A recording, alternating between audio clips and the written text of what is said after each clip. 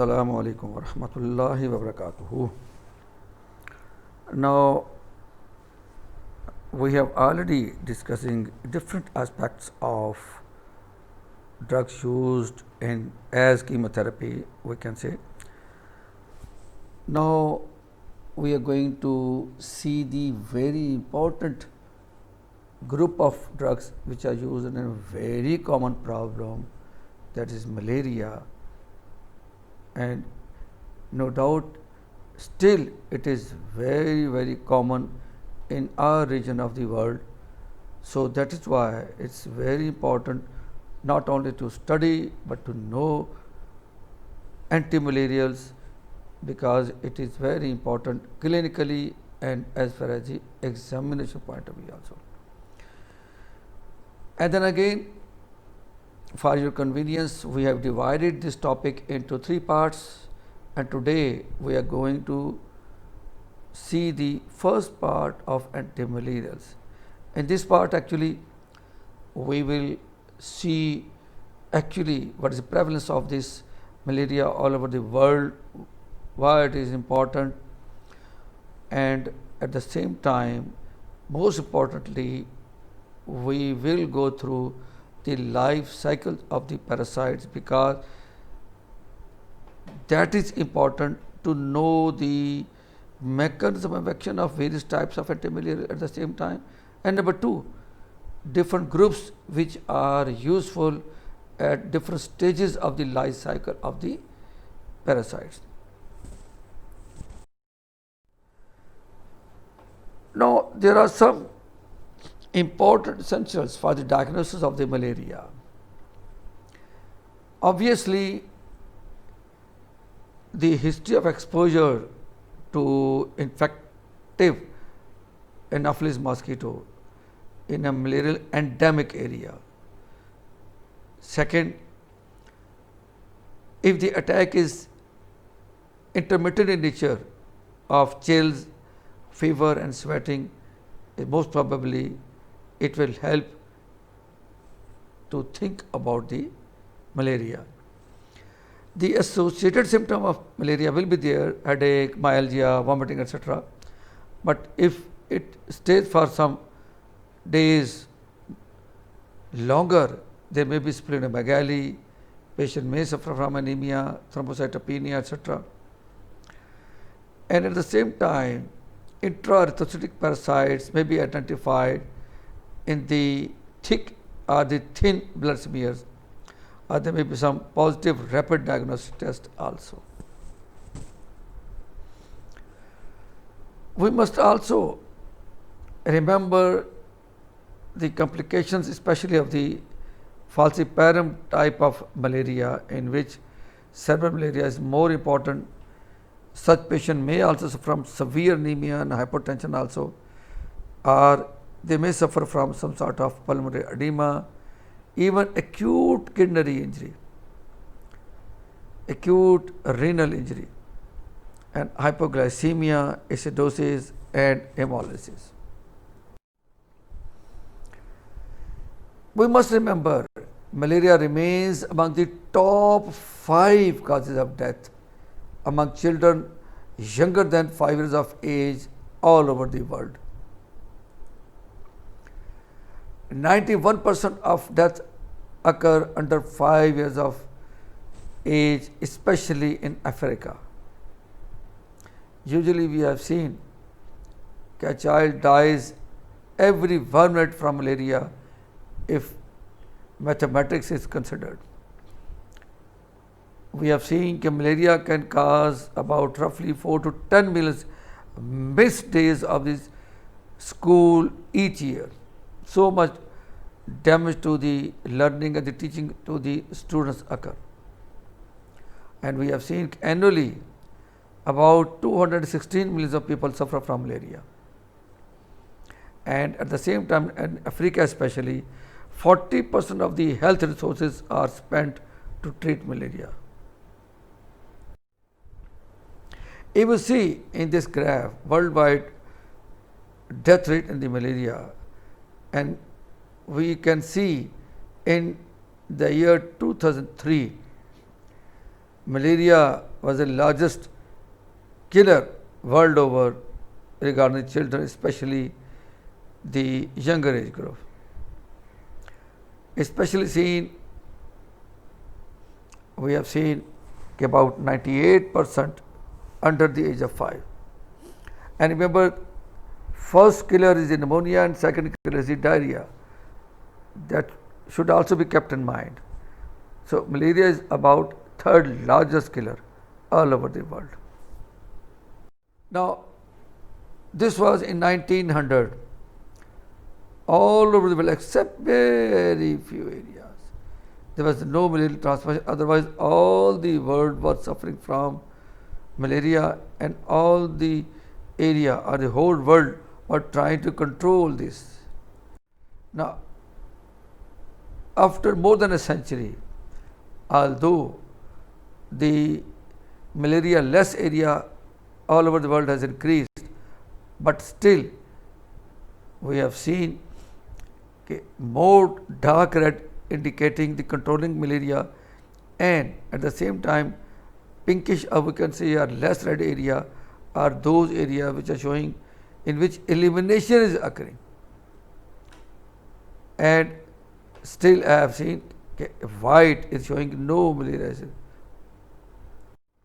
and we expect in the next 5 years the controlling malaria will be very much reduced, only few parts of the Africa, and all the remaining world including Pakistan and India, subcontinent, etc., they will be included in those areas which are eliminating the malaria.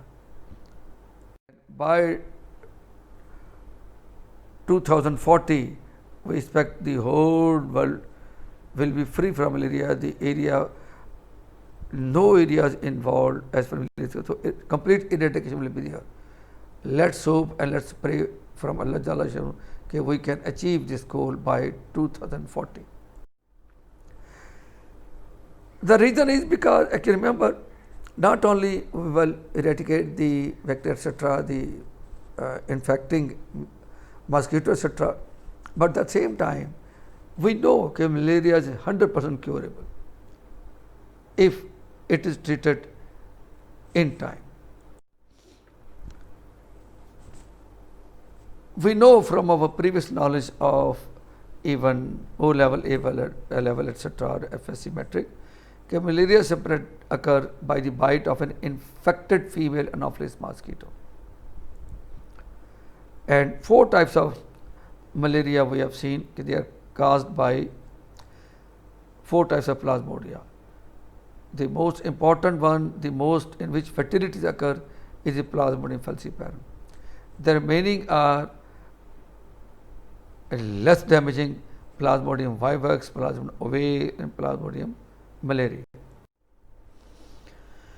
Now, another important thing is that Plasmodium falciparum, if attacks in the non-human patient or during pregnancy, such cases should be treated immediately, because otherwise the outcome may be very fatal.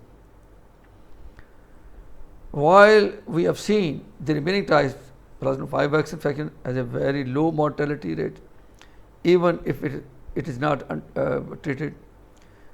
However, the characteristic of Plasmodium vivax is the relapses of attacks coming again and again due to reactivation of the latent tissue form present in the liver. Plasmodium ovale also causes infection with the periodicity, and relapses occur similar to those vivax, but again it is a milder one. And malaria also a generally indolent infection. So clinical attacks may occur after years or after decades after infection. So all remaining 3 are comparatively less fatal.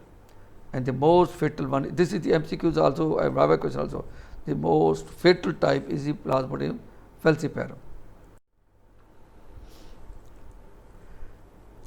So because it is very dangerous, Plasmodium falciparum, it invades all invading erythromycin, but by invading erythrocytes, RBCs of any age, and then sequestration occur the vascular part and producing vasoactive products. This species can cause an overwhelming not only parasitemia, but there may also be hypoglycemia and patient may go into shock with, remember, multi-organ failure, kidney, etc. other also, and it is also may be manifested as cerebral malaria.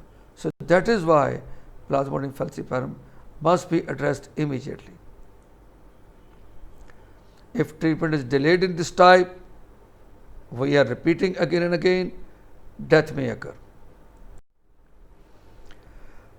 Now, important aspect, malaria effects in pregnancy. To the mother, obviously, mother may suffer from fever, parasitemia, anemia, cerebral malaria, hypoglycemia, and purple sepsis. If not treated, death can occur. Fetus, so if mother is not treated, abortion may occur, or stillbirth, baby may be delivered as dead,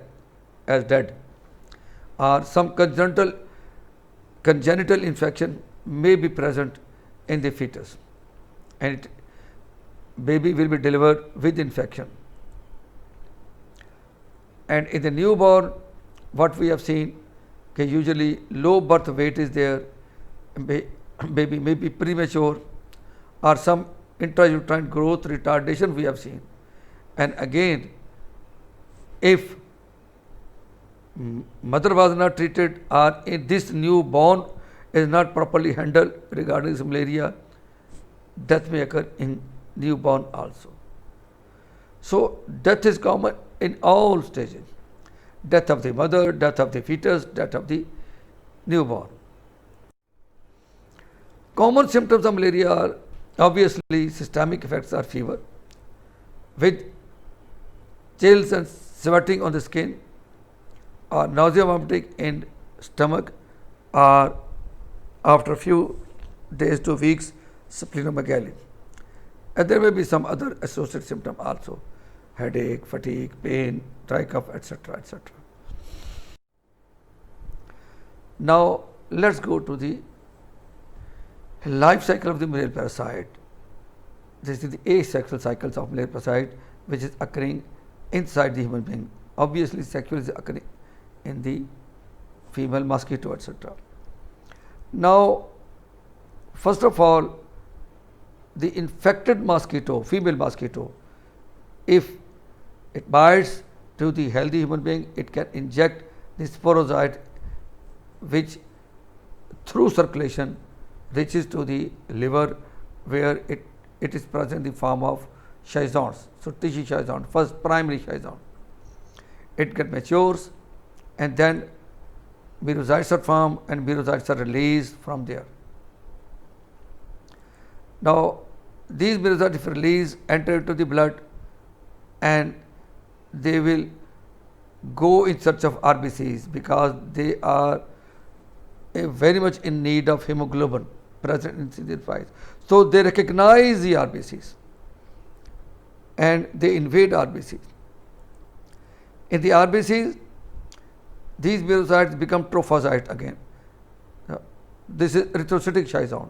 First was hepatic schizon or the tissue schizon, and the second one here is now schizons formed into the inside the RBC. So erythrocytic schizon. So these schizons are the trophozoites, obviously. Then multiply in nature, and they produce new merozoites. And these merozoites will go on two sides. When RBC rupture, they are released to infect new RBCs on one hand. On second, few of the merozoites may be converted into gametocyte. So some merozoites become gametocytes. Now the infected person is carrying gametocyte in the blood, and when any female mosquito, now that may not be infected now, but when it will bite to this person and will suck the blood of this person, this female mosquito will become infected now. So, female mosquito sucks the gametocytes containing blood of an infected human and itself becomes infected.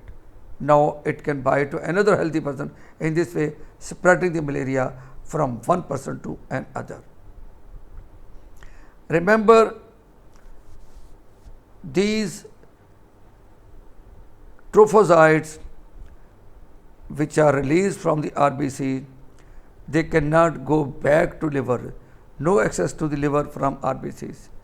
Only two things: one, reinfect the new RBCs or convert it into gametocyte.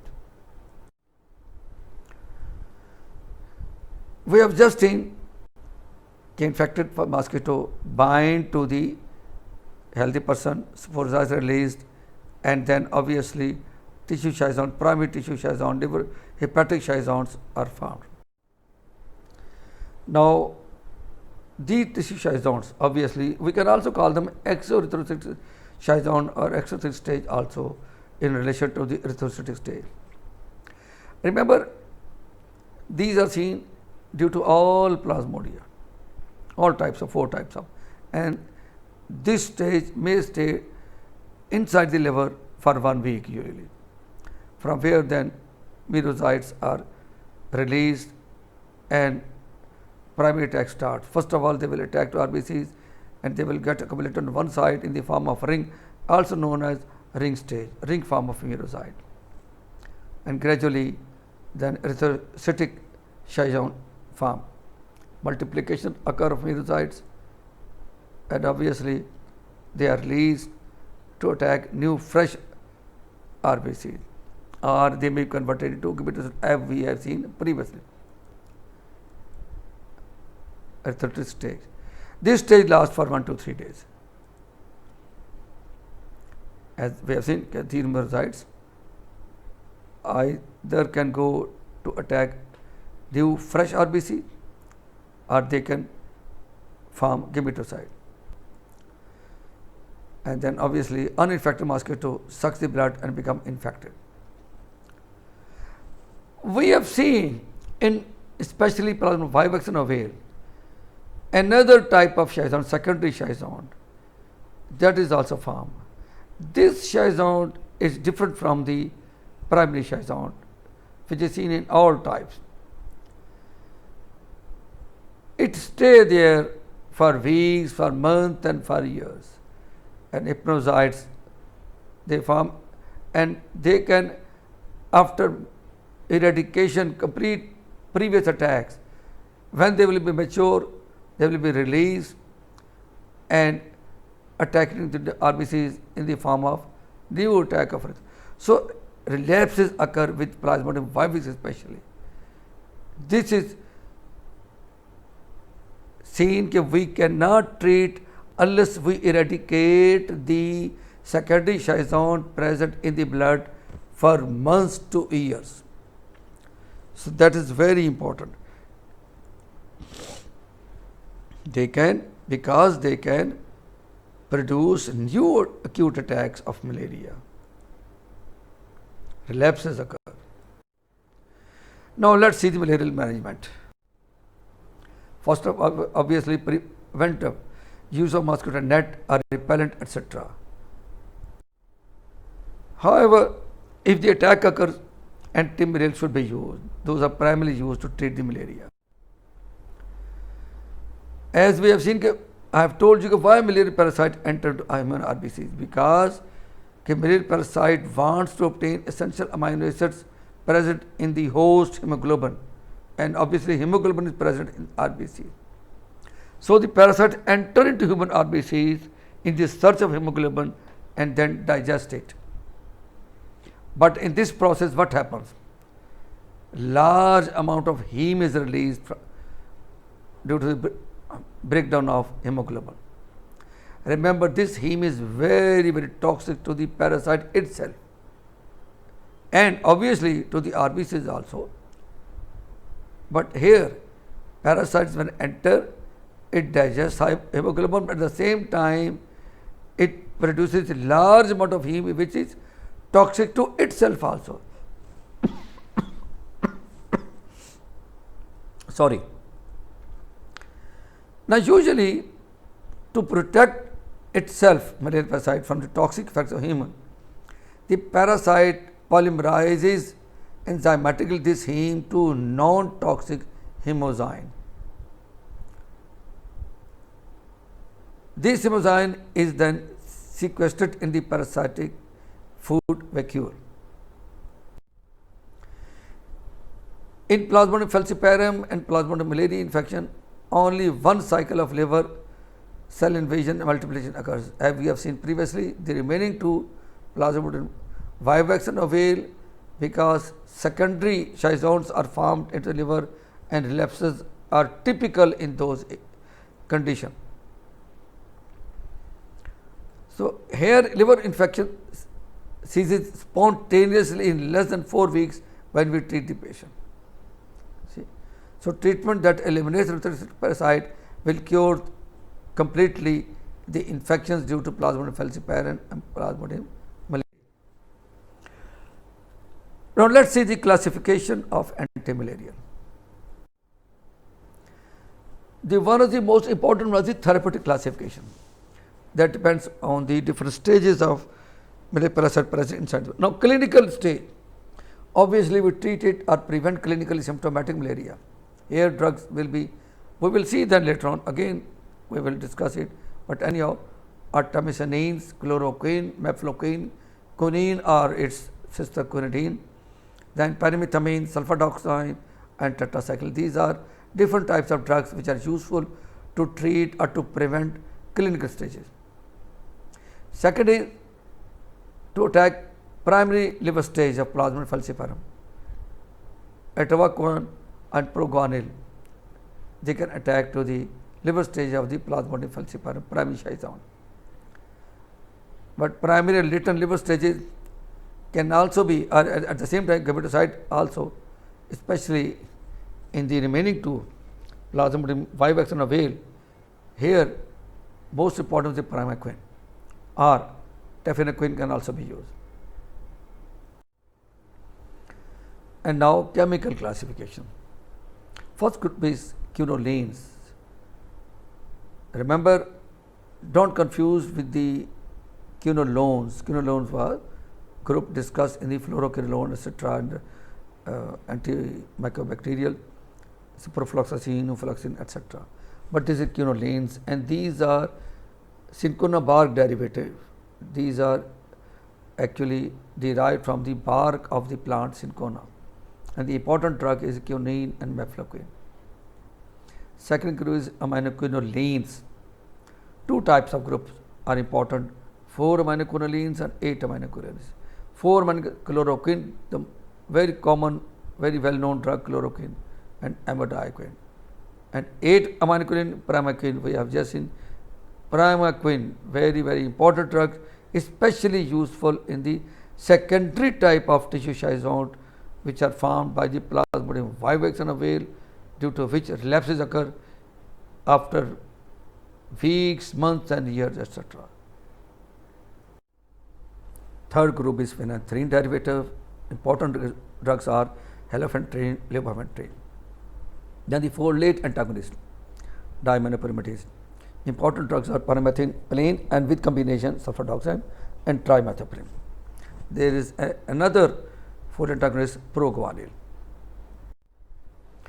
Endoperoxides, important one drugs, artemisinin, dihydroartemisinin, artemether and artesunate.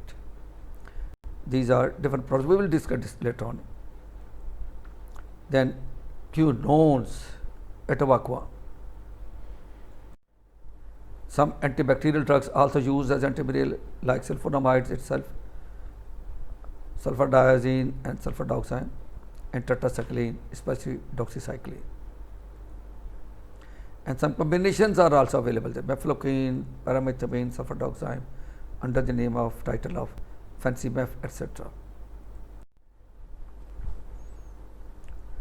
Now, as we have seen, the bite from infected mosquito occur and sporozoites are released and they can attack to the tissue schizont. Remember, no drug kills sporozoites. First of all, drugs can kill tissue schizonts, as we have seen primaquine. So secondary schizonts, here main drug is primaquine. Then acute attack erythrocyst form में artemisinin, chloroquine, quinine, mefloquine, pyrimethamine, and gametocyte again primaquine etc. Ivan proguanil. Now let's have in tabulated form different states and conditions of how we can treat malaria. For example, there may be cases of chloroquine patient who are sensitive to plasmodium falciparum, still they are responding to chloroquine. No resistance has developed yet and plasmodium malaria infection. Here the drug is especially chloroquine phosphate. Simple dosage is written 1 gram followed by 500 milligram at 6 hours, 24 or 48 hours. This is schedule actually. Or similarly, it can be given 1 gram and then after 24 and then 500 milligram after 48 hours. Two different methodologies are there. If the patient is suffering from plasmodium vivax and ovale infection, here chloroquine is given in the same schedule as we have seen. But we must consider the patient must be normal regarding glucose 6-phosphate dehydrogenase activity.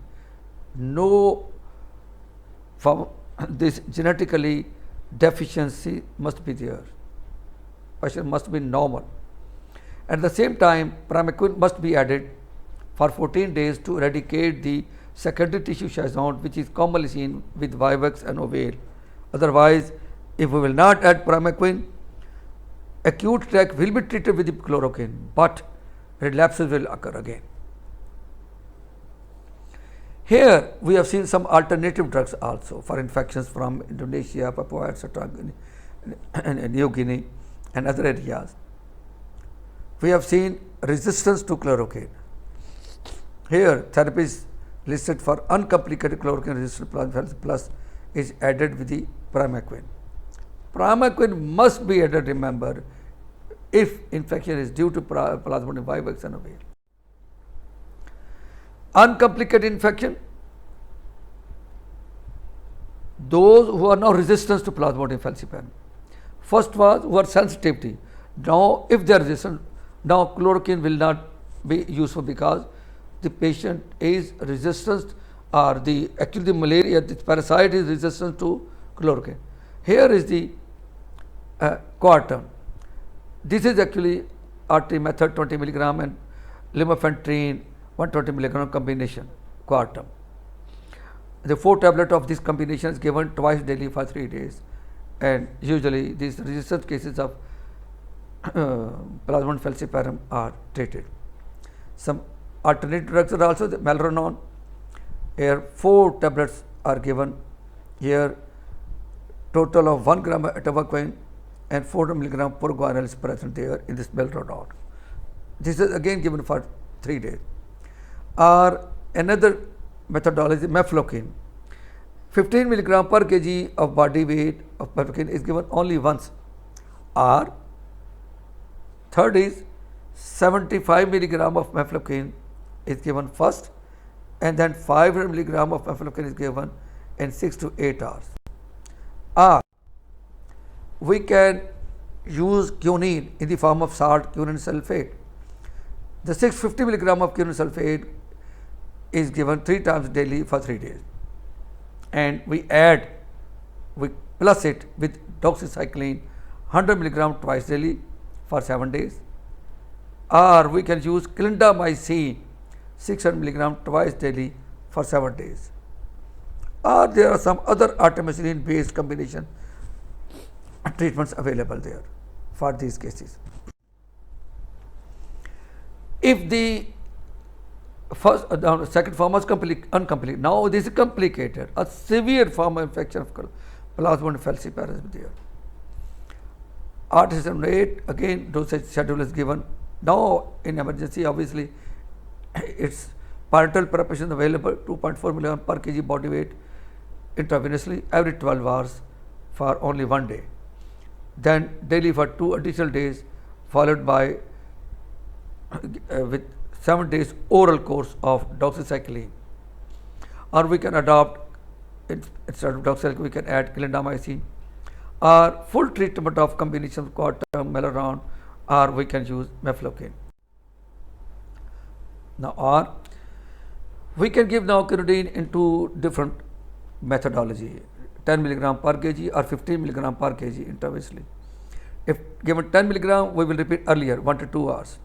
If 15 milligram, we can give over 4 hours, and then accordingly we can repeat as written here.